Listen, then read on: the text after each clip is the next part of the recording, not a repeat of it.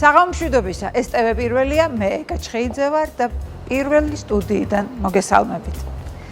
საინტერესო სტუმარი მყავს დღეს. ადამიანი, რომლის მიმართაც არასდროს ნელდება ინტერესი. მისი ცხოვრება, კარიერა, ყოველდღიურობა ყოველთვის განხილვის საგანია. შესანიშნავი მომღერალი, ნიჭიერი და ძალიან ლამაზი სოფო ნიჟარაძეა დღეს ჩემი სტუმარი. სოფო, დიდი მადლობა რომ მოხვედი. მადლობა, პირიქით ძალიან ლამაზად გამოიყურები. ჩემო კარგო, თავადაც ძალიან, როგორც ყოველთვის. შენი ამ ტიპის ინტერვიუ ფაქტობრივად არ არსებობს, ხო? არქივში რამდენადაც მე მოვიძიე და და ზოგადადაც ძალიან დიდი ხანი არ ყოფილა ეს ინტერვიუ. ძალიან მიხარია რომ ჩვენ დაგვრთანხმდი და ჩვენი მაყურებლისთვისა და ჩემთვისაც ძალიან საინტერესო საუბარი გვექნება დარწმუნებული ვარ. ოღონდ ჯერ ღვთის წყალი უნდა შემოგთავაზო. აუცილებლად, ხო, იმიტომ რომ აი ეს პაუზამ განაპირობა ის, რომ ცოტა ნერვიულობ და წყალი მჭირდება. წყალი ყოველთვის მჭირდება, ჩვენი ჯანმრთელობისთვის და სრულფასოვანი ცხოვრებისთვის აუცილებელია თან 0%-იანი ბრომატი. მართლა ნერვიულო? კი. დადო. გულწრფელად. ჩემთან არავინ არ ნერვიულობს. არა, იმდენი ხანია რაღაცა გულწრფელი საუბრები არ მქონია, რომ ჩათვალე რომ მარტო მე და შენ ვარ. მოდი ესე გითხრა, რატომ არ ჩანხარ, რა არის მიზეზი? არ არის მე მგონი რთული გამოსაცნობი, რატომაც არ ჩანვარ, ყველა მიცის. სავარაუდოდ. მე უფრო ვცლად ვისაუბროთ ამაზე. რა საკიდან გახსოვს საკუთარი თავის სცენაზე? ძალიან ღრმა ბავშვობი. აბა მაინც. ძალიან, რაც თავი მახსოვს ესე, სულ სცენაზე ვდგავარ, ალბათ პირველი ნაბიჯები, ბასტი ბუბუ, ნუ შემდეგ რაღაც ბევრი გასვლითი, ესე ვთქვათ, ფესტივალები და ასე შემდეგ, ერთ-ერთი პირველი რომელიც მახსოვს ძალიან მკაფიოდ 10 წლის ვიყავი მინილასკალაში, მაშინ ბრავო ბრავისიმო იყო ძალიან ცნობილი ესეთი ფესტივალი და იქ ვიღებდი მონაწილეობას და აი მართლა გუშინდელივით მახსოვს. როგორ მოხდა ესე ვთქვათ ჩემი პირველი ესეთი საერთაშორისო შეიძლება დავარქვათ წარმატება.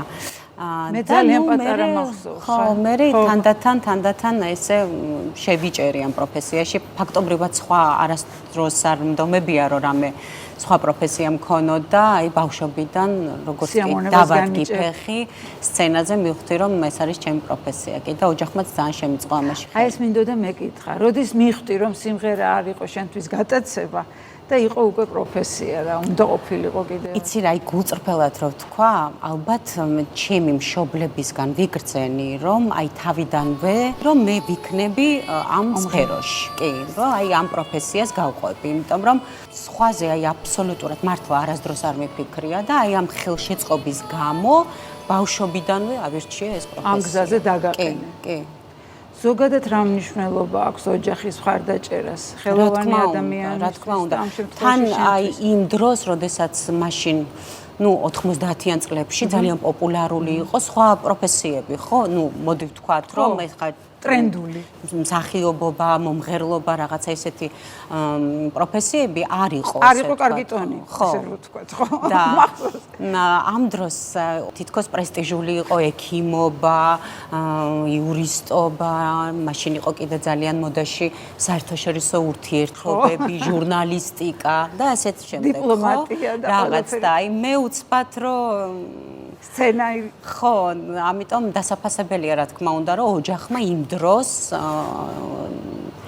მართლა ძალიან შემიწყო ხელი, რომ ის ესე ვთქვათ, რაც მე მართლა მთელი გულით და სულით მინდოდა, ის მეკეთებინა. ზოგადად მუსიკალური ნიჭი საიდან მოგდის? ოჯახიდან? მამისგან. მამისგან. კი, მამისგან და მამის მამა ბაბუა მღეროდა არაჩვეულებრივად. მამა ჩემიც ძალიან კარგად მღეროდა. რაც უდია რომ აი იმ დროს არ იყო ესე ეხლა რო ტელეფონებით შეგიძლია ყველაფერი გადაიღო და დაფიქსირო და არქივი გვაქვს მარტო რა ვიცი ტელეფონებში უშველებელი იმ დროს არ იყო ესე რომ გული მწყდება რომ მისი ჩანაწერი არ მაქვს მისი სიმღერის მაგრამ აი მართლა არაჩვეულებრივად მღეროდა ფანტასტიკური სმენა ჰქონდა გიტარაზეც უკრავდა და ხშირად ერთადაც მღეროდით სხვათა შორის და კი მამის მხრიდან უფრო დედასაც არა უშავს სხვათა შორის კარგი გემოვნება და კარგი მსმენელია უფრო ვიდრე ეგეც ძალიან მნიშვნელოვანია მაგრამ მნიშვნელოვანია კი აი რომ არა მომღერალი დღეს არ ფიქრობ რა ვინ იქნებოდი ძალიან დარწმუნებით შემიძლია და დაუფიქრებლად ვთქვა რომ ექიმი რა თქმა უნდა იმიტომ რომ დედის კვალს გაყვებოდი დედა ექიმია, ბიძა ექიმია, ბებო ექიმი იყო და ნუ ამ სფეროს ინტერესით ძალიან დღესაც მაქვს, იმიტომ რომ ძალიან მიყვარს რაღაც რისერჩები, რაღაც იგივე თქვათ სამედიცინო რაღაც ლიტერატურის კითხვა, ფილმების და სერიალების ყურება და ასე შემდეგ. ექიმი ვიქნებოდი. მაგრამ პროფესიაში მამის მხარე მიმძლავრა. კი, მამის მხარე მიმძლავრა. შენი პირველი წარმატება კარიერაში, რამაც გაგაძლიერა, თავდაჯერებულობა შეგძინა. აი სერიოზული ნაბიჯი რომელი იყო? ალბათ რომეო და ჯულიეტა, ფრანგი რეჟისორის მიუზიკლი, რამაც ალბათ განაპირობა ის რომ ძალიან შემიყვარდა ეს მიმდინარეობა მიუზიკლი ამოვირჩიე. და ასევე პიროვნულადაც ძალიან გამაძლიერა, იმიტომ რომ არ იყო ადვილი თავის დამკვიდრება, მიუხედავად იმისა, რომ მქონდა ფრანგი რეჟისორის და ქორეოგრაფის მხარდაჭერა და ძალიან მოვწონდი, მაგრამ აი მართლა რომ თავი დამემკვიდრებინა, რომ აი მეჩვენებინა, რომ მიმსახურებ და მიმსახურებ რომ ვიყო მთავარი როლის შემსრულებელი, ამისთვის ძალიან დიდი შრომა და რაღაცების მტკიცება დამჭირდა. და ამიტომ გამაძლიერა როგორც თქვათ არა მარტო პროფესიულად, არამედ პიროვნულადაც კი. ძალიან მნიშვნელოვანია. მიუზიკლი ნიშნავს ორ პროფესიას ფლობდე. მუსიკალურს და სამსახიობოსაც, ხო? და მეერე ავირჩიე უკვე რომ ჩავაბარე სამსახიობოზე. აი ამის შემდეგ ძალიან პატარა ვიყავი, მაშინ მუსიკალურ აკადემიაში ვსწავლობდი და შემდეგ უკვე გადავწყვიტე რომ აი თეატრი ისე შემიყვარდა, რომ რაღაცა აი სხვა მიმართულება მივეცი ჩემ მუსიკალურ თქვათ ნაბიჯებსაც. და აი ამან განაპირობა.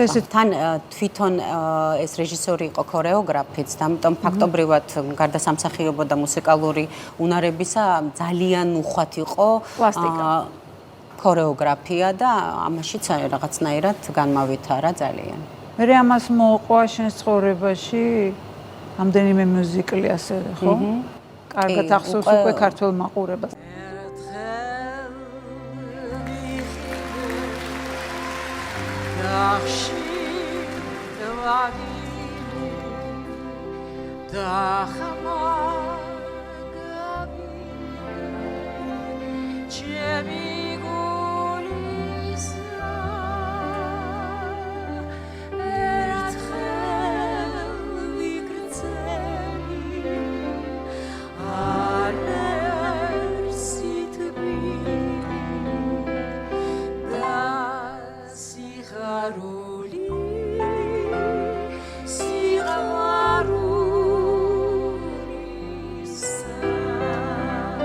აი როგორ ფიქრობ? ნიჭიერება საკმარისია წარმატებისთვის თუ იღბალიც აუცილებელია? იღბალი უფრო აუცილებელია. უფრო აუცილებელია. კი, აი რაღაცა სწორი არის გამოთქმა, რომ სწორ დროს, სწორ ადგილას აღმოჩნდე მართლა, იმიტომ რომ აი თქვათ იგივე რომეო და ჯულიეტას კასტინგზეც რო აღმოჩნდი და ძალიან ავად ვიყავი ის პერიოდი და საერთოდ ვერ მივდიოდი და შემდეგ აღმოჩნდა რომ მითხრას რატო წაიკითხეო ამიტომ ნუ აქ არის მილოცვა რა თქმა უნდა რომ უგზავნის იმ საჩუქარს რაც თვითონ უნდოდა პინკი ველოსიპედს და ბოლოს წერია შენი მამიკო მის ადამიანურ ემოციებზე რა შეგიძლია მოყვე ახლა რას ამბობს როგორ გრძნობს თავს თავარი წუხილი რა არის ახლა მის? წუხილი ალბათ ის რომ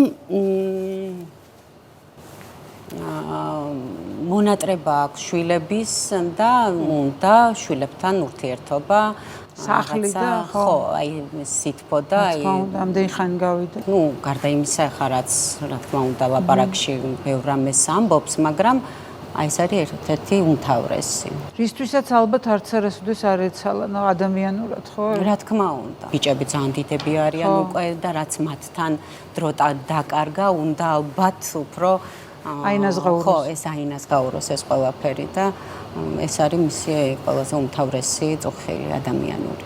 თავად როგორ ხედავ საკუთარ მომავალს? ამ ქვეყანაში ცხოვრებ თუ სადმე სხვაგან? რა თქმა უნდა, დაუფიქრებოდ ამ ქვეყანაში ყოფილა შემთხვევები, როდესაც უბრალოდ მომიწია, ხო, სასწავლებლად წასვლა იქნებოდა თუ რაღაც ვერ ვჩერდები სხვაგან. ვერ ვჩერდები, აი სულ დაბრუნება მინდა. რაც არ უნდა სირთულეები შეგვხვდეს, თქვა, არ იყო ახლა მე ჩემ თავზე ვამბობ პროფესიულად, ხა იმდენი ისეთი დატვირთული, როგორც შეიძლება ადრე ვყოფილიყავი. რაც არ უნდა გარშემო რაღაცა სტრესი იყოს და ასე შემდეგ, მაინც ჩემია და ჩემი მირჩევნია და სხვაგან ვერ ვჩერდები. სულ აი მივდივარ და იმის მოლოდინით რომ უნდა დავბრუნდე, ხო, აი სახლში. ჩემი სახლი არის საქართველო. და ეს ვერ შეიცვლება ვერანაირად, რამდენი ხანიც არ უნდა მომიწეოს სხვაგან ყოფნა. ალისა ხშირად საუბრობს პერსპექტივაზე, დედასთან და მამასთან ერთად ცხოვრებაზე, თუ რა? კი, ძალიან ხშირად. ძალიან. სულ მეკითხება, როდის მოვა მიშა. და ნუ ხა არ მაქვს ესეთი კონკრეტული პასუხი და ითხოვს კონკრეტიკას, აი მაგაშიც მიშას გავს რა. აი მითხარი ხვალის, ანუ ეს ნიშნავს რომ აი ხვალის უნდა ჩამოუთვალო რამდენი ხვალის მერე მოვა. და ამას რო ვერ ვაკეთებ, ძალიან წუხვარ, მაგრამ ნუ მალე ასე ვამბობ, მაგრამ არც მინდა რომ ეს რაღაცა ლოდინის მომენტში იყოს, ხო, ამიტომ ვცდილობ რომ რაღაც თემიდან გადავიყვანო ხოლმე, მაგრამ ძალიან ისეთი არა ქვია, მომთხოვნია, ხო, რომ აი მითხარი როდის. როგორი დედა ხარ? ვხვდი ახლა სადღაც ისე, მაგრამ მაინც აი შენი აზრით. მე ვცდილობ რომ რაც შეიძლება დიდი დრო გავატარო ბავშვთან და მე მგონი რომ არც მკაცრი ვარ, არც ზედმეტად რაღაც რბილი.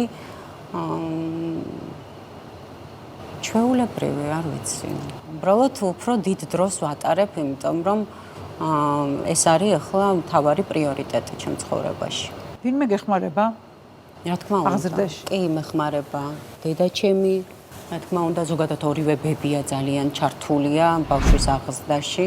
დედაჩემიც, გიული ძალიან ორივე არის საოცარი ბებია და მიხარია რომ აი ეს ბებიების სითბო ბავშვს ძალიან უხვად აქვს კი და გვერდში დგომა. ვინ არის ადამიანი, ვისი აზრიც შეფასებად შენთვის მნიშვნელოვანია?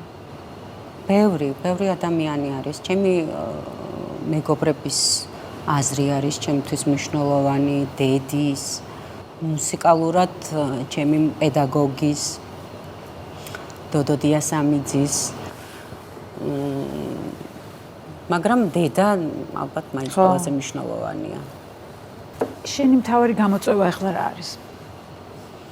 მთავარი გამოწვევა არის, რაც ხდება ქვეყანაში ალბათ, რომ სიმშვიდე იყოს, პირდაპირ კავშირში არის ეს ყველა ადამიანის და ალბათ ჩემი შვილის მომავალთან, ამიტომ ძალიან მნიშვნელოვანია ახლა რა მოხდება ქვეყანაში და როგორ ქვეყანაც ჩამოყალიბდებით. ალბათ ჩემი მუსიკალური ცხოვრებაც და ყველაფერი ისე გადაიწია, რომ აი ამ ყველაფერმა ისე რაღაცნაირად არია და ხო, აი რომ არაფერზე აღარ ფიქრობ, ფაქტობრივად არის ეს უმნიშვნელოვანესი. შენი პროფესიული ცხოვრება ახსენე და მაინტერესებს, როგორ ფიქრობ, შენი პირადი ცხოვრება არის მიზეზი იმისი, რომ შენ დღეს ნაკლებად ჩანხარ როგორც მომღერალი? კი, არის. პირდაპირ კავშირში. კი, რა თქმა უნდა, პირდაპირ კავშირშია. და ნუ ვერ გავექცევი ამას ვერანაირად. ეს არის მოცემულობა და ალბათ მე თვითონაც რაღაცა დრო მჭირდება იმისთვის, რომ ამით არ დავკომპლექსდე, ვთქვათ და რაღაც ისე ვეცადო, რომ სხვანაირად დავალაგო ეს ყველაფერი. ნუ მეც რაღაცა ალბათ მეტი მომეთხოვება უფრო, რომ არ ვიყო დამოკიდებული არავისზე. იმიტომ რომ მე ვისურვებდი მაგალითად, რომ ისეთი ქვეყანა გქონდეს, რომ არავინ აბსოლუტურად ჩემი სფეროდან არ იყოს დამოკიდებული სახელმწიფოზე და არ იყოს რაღაცნაირად აი პოლიტიკურ კუთვნილებაზე ამაზე ხო აი ის რაღაცნაირად მიმაგრებული, იმიტომ რომ ეს თუ არ მოირღვა, ხო, არაფერი არ გამოვა. ყველამ ჩვენი საქმე უნდა ვაკეთოთ ისე, რომ არ ვიყოთ სხვაზე დამოკიდებული და ნუ სამწუხაროდ სახელმწიფო ისე შვება, რომ ხდის დამოკიდებულს და მე ვისურვებდი, რომ ეს აღარ იყოს. მეტი თავისუფლება და ვინ ვისიანია იმის მიხედვით რომ არ ისაზღვრებოდეს არ იყოს ეს რაღაცა დიფერენციაცია მაგ კუთხით. არ არის ეს კარგი, არც არასდროს ყოფილა და არც არასდროს იქნება. შეიძლება ითქვას რომ შენ დღეს დაბლოკილი მომღერალი ხარ. კი, შეიძლება ითქვას, მაგრამ ნუ მეც არ მაქვს სურვილი, სიმართლე რომ გითხრათ, სურვილი მქონდეს მოწევა, თქვათ, რომ რაღაცა ისე სახელმწიფო კონცერტებში რაღაცა ღონისძიებებში მივიღო მონაწილეობა, ნამდვილად. არ მაქვს სურვილი. თუმცა ალბათ ჭკვიანები რა იყვნენ, დამირეკავდნენ და მეტყოდნენ, რომ მოდი, გამოდი და სათქმელი მაინც რაღაც ექნებოდათ, რომ ვპატიჟებთ, მაგრამ არ მოდის, მაგრამ რა თქმა უნდა, ამასაც არაკეთებენ. არაკეთებენ კი არა, ისეთი კონცერტებიდან უბრალოდ ხაზავენ, რომ აი მართლა ვფიქრობდი, რომ საერთოდ წარმოუდგენელია. აი შენი კოლეგებისგან რამდენად ისმის მხარდაჭერა შენს მიმართ და არა მხოლოდ კიდევ არიან დაბლოკილი მომღერლები რამდენიმე? ხო, რა თქმა უნდა. რამდენად ექსკლუზიურად ერთი არ ვარ, რა თქმა უნდა. რამდენად მათ მხარდაჭერას გზნობ? არა და არც მიკვირს პრინციპში. და არც გული არ მწყდება, იმიტომ რომ მესმის ყოველს თავისი განწყობა აქვს და რა ვიცი, დამოკიდებულება ამის მიმართ, რომ ჯობია რომ რაღაცნაირად სიჩუმეში. ნუ მე მწყდება გული ისეთი ადამიანებისგან, ვინც ძალიან ახლობელია. აი უკვე ამ კონდიციამდე მოვედი, ესე ვთქვათ, გავიზარდე, რაღაცა ჩემს შეცდომებზეც, ჩემს რაღაცა განვლილი ცხოვრებიდან გამომდინარე, რაღაცნაირად ვისწავლე ჭკუა, ესე ვთქვათ და ალბათ უფრო გავიზარდე და გამოცდილებაც მაქვს უკვე, რომ ხოლოდ ისეთი ადამიანებისგან წყინს რაღაცეები, ვინც ჩემთვის არის ძვირფასი და მნიშვნელოვანი და ძალიან ახლო და ამიტომ ხოლოდ აი ძალიან ახლო მეგობრისგან შეიძლება გეწყინოს. მათ შორის არიან ადამიანები, ვისგანაც იმედები გაგიცრუდა, მეცელოდი, ვინც გაჩუმდა, გვერდზე გაიწია, ისე მოულოდნელად, ვისგანაც არ ელოდებოდი და პირიქით მხარდაჭერას ელოდებოდი. ძალიან ახლო მეგობრებისგან მე მაქვს მხარდაჭერა და სხვისგან ხო რა თქმა უნდა ხა რაღაც წყენები პატარა არსებობს, ადამიანი გვერდით ყავს ისე. კი, შემიძლია ვთქვა და ეს ძალიან დიდი ბედნიერებაა ალბათ ადამიანის ცხოვრებაში. ხო. ყველაზე არარეალური ჭორი, რომელიც საკუთარ თავზე გაგიგე. ვაიმე, რომელი ერთი ვთქვა? რომელი ერთი ვთქვა, ძალიან ბევრი. აი ძალიან რო გაგართო ის. 2 მილიონიანი კოლიე და სხვათა შორის რომელზედაც მე იმ კონკრეტულ მედიას ვუჩივლე, ესე ვთქვათ. რა თქმა უნდა არაფერი გამოვიდა შემდეგ, მაგრამ ექსპერტიზა კი მქონდა, რომ ის არ იყო 2 მილიონიანი თუ 3 მილიონიანი თუ რაც არის, რა ვიცი, ამერიკაში სახლი. რამდენი რამე შეიძლება გავიხსენო, ნუ უხამს საშინელ ჭორებს საერთოდ არც ფიქრობ, რომ ვახსენო, იმიტომ რომ იმდენად რაღაც არარეალური რაღაცები თქვა, რომ მეგონა რომ აქამდე ვინ შეიძლება დაეცეს, რომ ეს დაიჯეროს, მაგრამ რაღაცნაირად არარეალურის ალბათ უფრო გჯერა. ამიტომ ძალიან ბევრია ისეთი, რომელიც ბარათაშვილის ხიდის გუმბათი აქ ხოსოფო ცხოვრობს და ნუ აი რაღაცა სადაც გაიხედავდი, ყველგან რაღაცა საცხოვრებელი მქონდა თუ სასახლე და რა ვიცი. და აი როგორ რეაგირებ? თავიდან ძალიან წინდა და ძალიან ნერვიულობდი, ძალიან. არც რაღაც მიპასუხია, ესე ვთქვათ, იმიტომ რომ მეგონა რომ მაინც ალბათ არავის არ ჯერა, თუმცა აღმოჩნდნენ ადამიანები, რომლებსაც სამწუხაროდ ჯეროდა. და ახლა მიუხედავად ამისა, რომ ძალიან იმასთან შედარებით, როგორც ჩანდი უფრო ნაკლებად ჩანვარ, მაინც სულ არის რაღაცა ჭორები. ის გუმბათი მაინც შენია, ხო? ორსულობა აღარ დამთავრდა, ხა ჭორები ორსულობაზე. ხა რამდენი ხანი იქნება ორსულად? 1 წელი, 2, 3, ხო, მუდმივი არ არის. ხა უნდა გაჩნდეს ბავშვი. ხო და ნუ აი რა ეგ მაინც არის სულ და აღარ რეაგირებ, აღარც უკვე მეხება და აღარც მწყინს. და სხვათა შორის აი თქვათ თუ ავსკროლავ Facebook-ს და რაღაცა ჩემზე შემხვდა, ადრე თუ მქონდა ინტერესი რომ იქ რაღაცა კომენტარში შევიდოდი, რაღაცა ვნახავდი, აბა რა თქვეს. რა აბსოლუტურად იმდენად ჩავკეტე ეს რომ საერთოდ აი სულ უწყინარი აი რაღაცა ფოტო რო იყოს, აი იმასაც უკვე იმუნიტეტი აქვს. იმდენად გამოვიმუშავე და თან აი ისე რომ აი ცდუნებაც კი არ მაქვს რომ თითი წავიდეს და მიმეჭიროს იქ, სადაც არ არის საჭირო. ისე ამას თავის პოზიტიური მხარეც აქვს, ძალიან, აქტუალური. აი ძალიან, მაგ მხრივ კაი პოზიტიური მხარე ჩემი აზრით აქვს იმას რომ მე თვითონ ვარ ისე რომ აი აბსოლუტურად არანაირი ცდუნება აღარ მაქვს, იმიტომ რომ ნაკლებად ნერვიულობ, ხო მე, იმიტომ რომ რაც არ უნდა იყოს, ახლა კი ვამბობ, რომ რა თქმა უნდა ნაკლებად მწყინს და რაღაცა, მაგრამ თუ ხა რკინის არ ხარ ადამიანი, მაინც რაღაც დოზით გეხება, რა თქმა უნდა, ხო? და ამიტომ როცა უკვე ის იმუნიტეტი გაქვს, რომ აღარ მოუშვა შენამდე ინფორმაცია, მე უკვე ნაკლებს ნერვიულობ და ნაკლებს ფიქრობ ამ ყველაფერზე. ჭორების მიღმაც პოპულარული ხარ და საზოგადოების განსაკუთრებული ინტერესის ფონზე გიწევს ცხოვრება. როცა შენს ყველა სიტყვას, ყველა ნაბიჯს ესე აკვირდებიან, შეუიარაღებელი თუ შეიარაღებული თვალით არ ვიცი. ხო. როგორია აი ამ ფორმაციაში ცხოვრება? რთულია სხვათა შორის და რაღაცა პასუხისმგებლობა და სულ მქონდა ეგ გააზრებული, რომ თმენის ვალდებულება მექნებოდა ძალიან მაღალ ხარისხზე.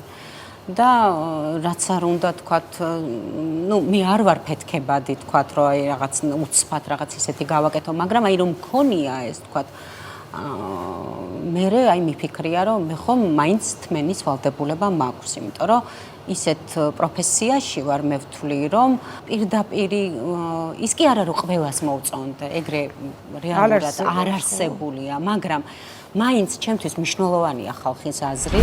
ხალხი არის ჩემი მსმენელი, ჩემი მაყურებელი, ხო და რა თქმა უნდა მნიშვნელოვანია, რომ მათი აზრი გავითვალისწინო. ამიტომ ვცდილობ, რომ ნაკლებად შევიდე რაღაც აი ესეთ პოლემიკაში. ხო, შეიძლება ესე დავარქვათ. პასუხს თქვათ კიდე პასუხი მოსდევსა და აღარ დამთავრდება და აი სადაც მივდივარ მართლა ვგრძნობ ხალხის სიყვარულს და მინდა ეს რომ შევინარჩუნო მართლა, იმიტომ რომ ეს არის ჩემთვის ყველაზე დიდი ბედნიერება. შეიძლება ერთი თვე არაფერს ვაკეთებდე, თქვათ უფრო მეტიც, რაღაცნაირად პასიური ვიყო, მაგრამ რო გავდივარ სადღაც და ჩემთვის სრულიად უცხო ადამიანი რო მომეფერება, ამით ვცხოვრობ მე, რა ვიცი, რამდენი ხანი, ხო? აი მყოფნის ეს, იმიტომ რომ ვგრძნობ ამას. ჩვენი პროფესიაც ეგ არის. ამიტომ ეს ადამიანები ხო სხვადასხვანაირად ფიქრობენ, ამიტომ ის კი არა რომ თქვათ, აი ყველას რა თქმა უნდა ვერ მოერგები, მაგრამ ვცდილობ რომ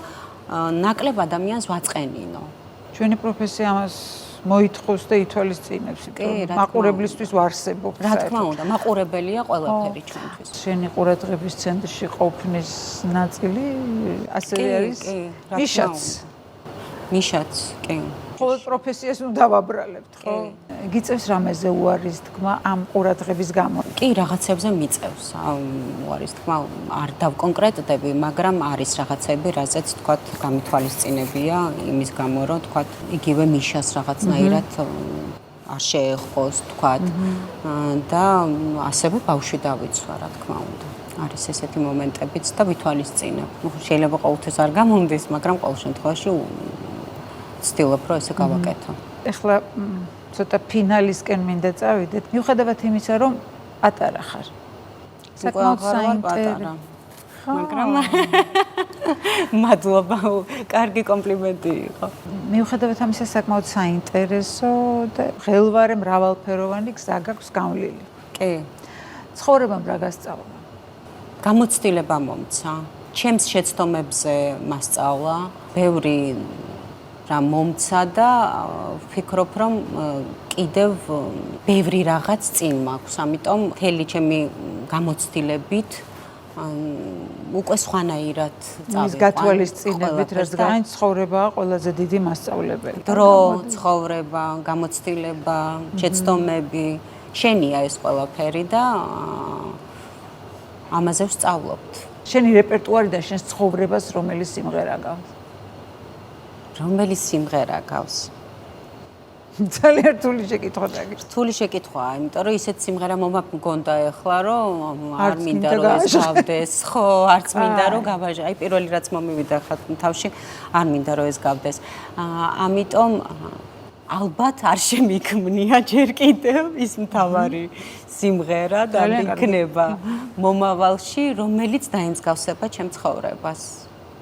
იმიტომ რომ ზოგადად აი მართლა ჩემი ჟანრიც ხო უფრო რაღაცა ისე სევდიანი სიმღერებია, რაღაცეები და სხვათა შორის როლებიდანაც გამომდინარე ცოტა ხნის წინ დავფიქრდი, რომ იმდენად იმოქმედა ყველაფერმა ჩემ ცხოვრებაზე, რომ თითქოს რაღაცეებში დავემსგავსე, თქვა და რომ ხო, აი რაღაცები წამოვიღე და ასე შემდეგ.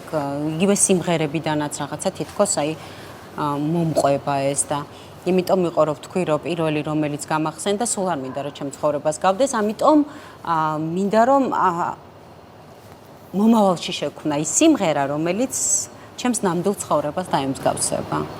და თამამად შემეძლება ვთქვა რომ აი ეს არის ჩემი სიმღერა და იქნება ბევრად უფრო ლაღი, თავისუფალი და ბედნიერი ხო. თუმცა ეხა ჩემი პროფესიიდან გამომდინარე და მიმართულებიდან გამომდინარე სევდიანი სიმღერებია ყველაზე ლამაზი მოსასმენი, ხო? მაინც ყველაფერი სიყვარულზეა, რაღაცა, მაინც უფრო დრამა და არ მიყვარს ცხოვრებაში დრამა ქვინობა და ამიტომ მინდა რომ მომავალში ვისურვო შეიქმნას ის სიმღერა, რომელიც ჩემი ესე ვთქვათ საუნდტრეკი იქნება. სცენის გარეშე წარმოგიდგენია შენი ცხოვრება? არა, ალბათ. არ წარმომიდგენია კი მინატრია ხანდახან რომ აი სხვა პროფესია მქონოდა რაღაც, იმიტომ რომ რთულია, არ არის ეს პროფესია ადვილი, თუმცა უბრალოდ ვერ ვიარსებებდი. რაც არ უნდა თქვათ პაუზები არსებობდეს ჩემს ცხოვრებაში, მაინც თუნდაც აი სახლში მოვაწყობ კონცერტს და ჩემს არა სხვათა შორის ეს პაუზები არ მეგობრებთან მქონია ეგეთი მომენტებიც რომ ძალიან აი სალონურად ვიკრიბებით ხოლმე ეხლაც კი და მღერი ჩემი კონცერტია ხოლმე სალონურად ჩემი მეგობრების წრეში ხშირად ვაკეთებ სხვათა შორის გიტარით ჩემი მეგობარი ლუკა მოდის და ესე საღამოები გვაქვს ხოლმე და ჩვენ ძალიან ანუ ვიწრო წრეს ძალიან სიამოვნებს და სულ მეხვეწებიან რომ იქნებ რაღაცა უფრო გავაფართოვოთ ეს რომ სხვაც ვასიამოვნოთ. მეც დამპატიმრე. აუცილებლად. ერთი შენი მეგობარი ამბობს, რომ მანქანაში ხშირად ვღერი. კი. ხმამაღლა. ხმამაღლა.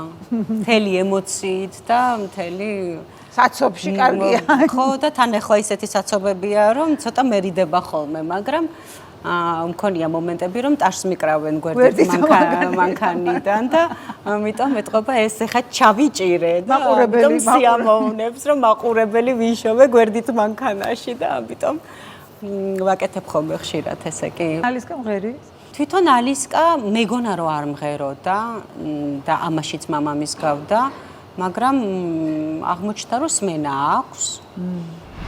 და ნახოთ, აბა ეხლა ბოლომდე ვერ ხვდები, იმიტომ რომ დიდად ინტერესი არ აქვს, ამიტომ ხშირად არ მღერის.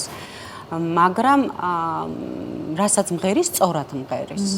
ამიტომ არ ვიცი, რა პროფესიაც უნდა ის აირჩიოს, კარგად იყოს და ბედნიერი იყოს თავის პროფესიაში. მე ნამდვილად არ ჩავერევი არანაირად. თვითონ იპოვის, კი. შენი ცხოვრების მთავარი შეხვედრა? ალისა.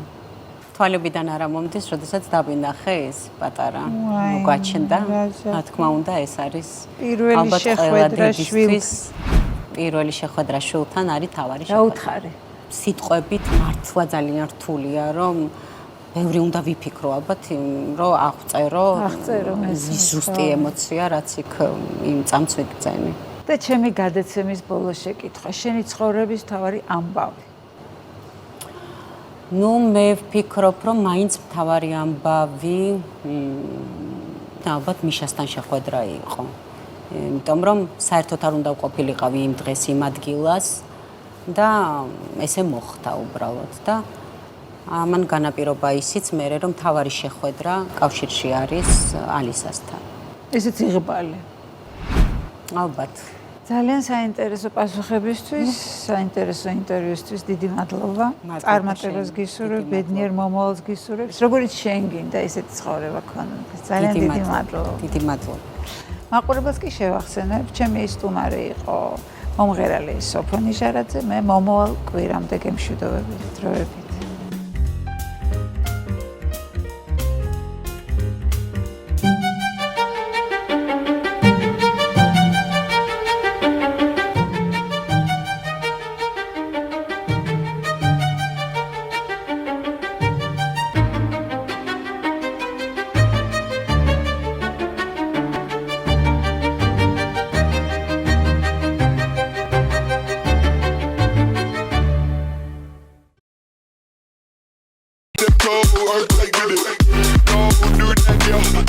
გადაცემის პარტნიორია წყალი მთის.